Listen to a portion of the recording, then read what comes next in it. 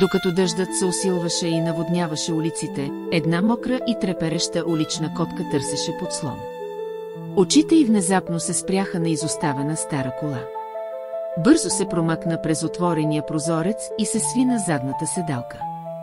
Ароматът на износената пицерия изпълни ноздрите й. Тук се почувства в безопасност, дори шумът на бурята отвън вече не я притесняваше.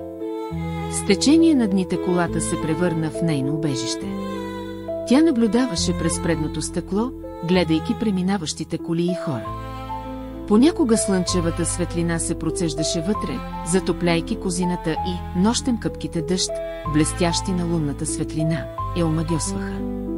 Тя се разхождаше между седалките, играеше си със стари парчета вестник и се катереше на волана, за да подремне на шофьорската седалка.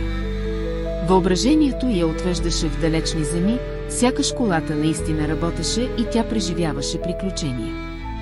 Беше самотна, но сега имаше дом. Тази изоставена кола се бе превърнала в целия и свят.